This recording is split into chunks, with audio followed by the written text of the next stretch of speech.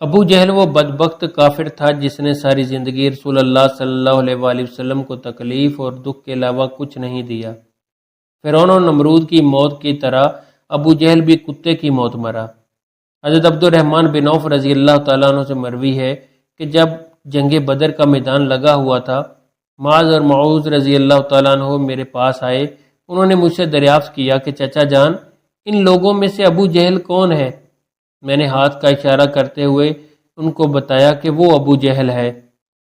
انہوں نے کہا چچا جان، اس ظالم نے ہمارے نبی صلی اللہ علیہ وآلہ وسلم کو بہت دکھ اور تکلیف پہنچائی ہیں، اس لیے ہم ابو جہل کو نہیں چھوڑیں گے۔ عبد الرحمن بن عوف رضی اللہ تعالیٰ عنہ فرماتے ہیں کہ جو ہی میں نے ان بچوں کو ابو جہل کا بتایا تو وہ بچے بجلی کی رفتار کے ساتھ ابو جہل کی طرف بھاگے۔ انہوں نے ابو جہل پر ایک زوردار ضرب لگائی۔ ان کی پہلی ہی ضرب سے ابو جہل اونٹ سے نیچے گر گیا۔ پھر انہوں نے ابو جہل کا پاؤں پر تلوار کا وار کر کے اس کا پاؤں ہی کاٹ دیا۔ حضرت معاذ رضی اللہ تعالیٰ عنہ بیان کرتے ہیں کہ یہ سب کچھ ابو جہل کا بیٹا اکرمہ دیکھ رہا تھا۔ اکرمہ نے وار کر کے میرے بازو کو کاٹ دیا۔ میرا بازو کندھے سے لٹک رہا تھا۔ پھر میں لٹکتے ہوئے بازو کے ساتھ بڑی تیزی کے ساتھ لڑ رہا تھا۔ جب بازو نے مجھے بہت ہی تنگ کرنا شروع کیا تو میں نے بازو کو اپنے پاؤں کے نیچے رکھ کر زور لگا کر بازو کو اپنے تن سے جدا کر دیا۔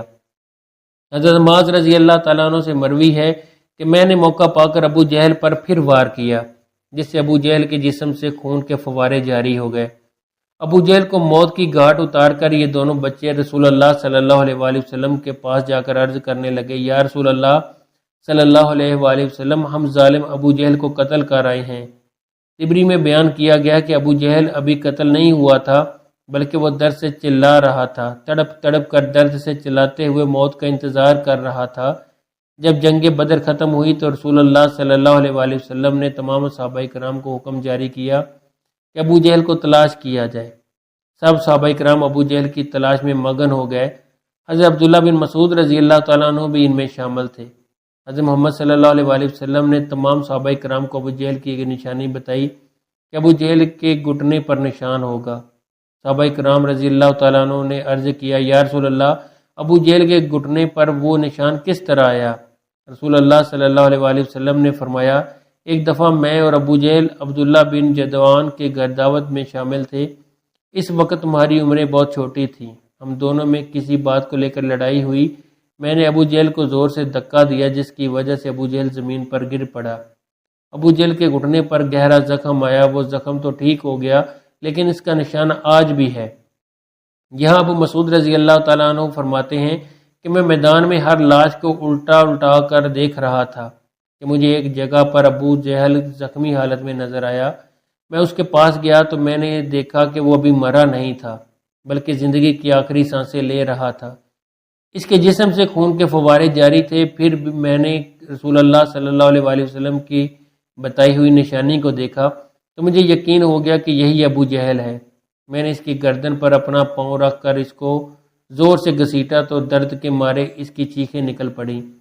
میں نے ابو جہل سے مخاطب کرتے ہوئے کہا، اے خدا کے دشمن، اللہ تبارک تعالیٰ نے تجھ کو ذلیل و خوار کر رکھا ہے۔ ابو جہل مجھ سے کہنے لگا کہ اس میں ذلت والی کیا بات ہے؟ میں تو اس آدمی سے بدلہ لینے کے لیے یہاں آیا تھا جس شخص کو تم لوگوں نے قتل کر دیا۔ اس نے مجھ سے دریافت کیا کہ بتاؤ اس جنگ میں فتح کن کی ہوئی؟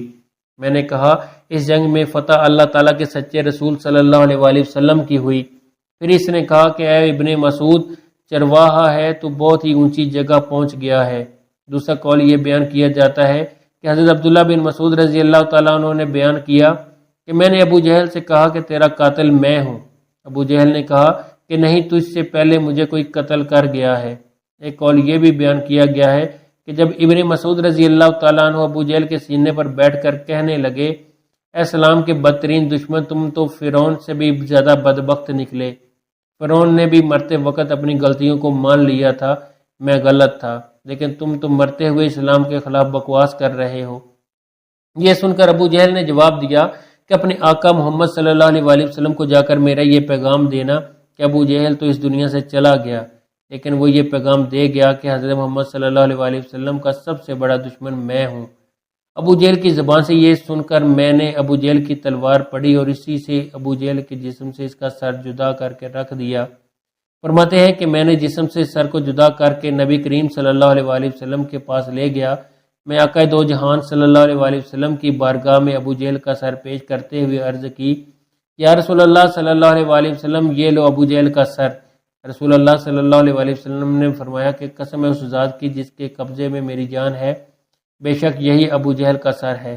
پھر آپ نے ابو جہل کے سر کے پاس کھڑے ہو کر فرمایا، یہ ابو جہل کافر اس امت کا سب سے خطرناک اور ظالم فرعون ہے۔ ہر امت میں ایک فرعون ہوتا ہے، جبکہ میری امت کا فرعون ابو جہل تھا۔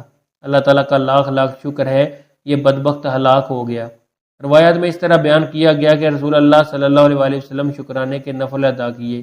رسول اللہ کے فرمانے پر ابو جہل کی لاش سر اور قریش کے 24 سرداروں کو ایک کنویں میں پھینک دیا گیا۔ اس کے بعد رسول اللہ صلی اللہ علیہ وآلہ وسلم 3 دن میدان بدن میں رہے اور جاتے ہوئے ان کنویں میں بھی گئے جہاں کفار کی لاشیں پھینکی گئیں۔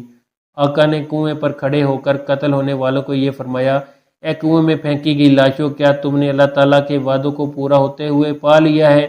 اللہ تعالیٰ کا وعدہ سچا ہو گیا ہے۔ حضرت انس رضی اللہ تعالیٰ عنہ سے مروی ہے، رسول اللہ صلی اللہ علیہ وآلہ وسلم نے آدھی رات کے وقت یہ ان تمام لاشوں کے نام لے کر فرمایا، اے ابو جہل بن ہشام، اے عتبہ بن ربیعہ۔ اس طرح نبی کریم صلی اللہ علیہ وآلہ وسلم نے سب کنویں میں پھینکی گئی لاشوں کے نام لیتے ہوئے فرمایا کہ کیا تم رب کائنات کا وعدہ پورا ہوتے ہوئے دیکھ لیا؟ کیا تم اپنے خداؤں بتوں کا وعدہ سچ پایا؟ میرے خدا نے جو مجھ سے وعدہ کیا تھا وہ سچ ہو گیا۔ اس پر صحابہ کرام نے پوچھا، یا رسول اللہ صلی اللہ علیہ وآلہ وسلم، آپ لاشوں سے باتیں کر رہے ہیں؟ تو حضور صلی اللہ علیہ وآلہ وسلم نے فرمایا کہ جو باتیں میں ان سے کر رہا ہوں تم ان لاشوں سے زیادہ نہیں سنتے ہو، بس یہ لاشیں بول نہیں سکتی، سب کچھ سن رہی ہیں۔ امام طبری لکھتے ہیں کہ محمد بن اسحاق بیان کرتے ہیں، بعض علماء کرام نے یہ بات بیان کرتے ہوئے کہا کہ تم لوگوں نے مجھ سے دشمنی کی بلکہ دوسرے لوگوں نے مجھ سے دوستی کی۔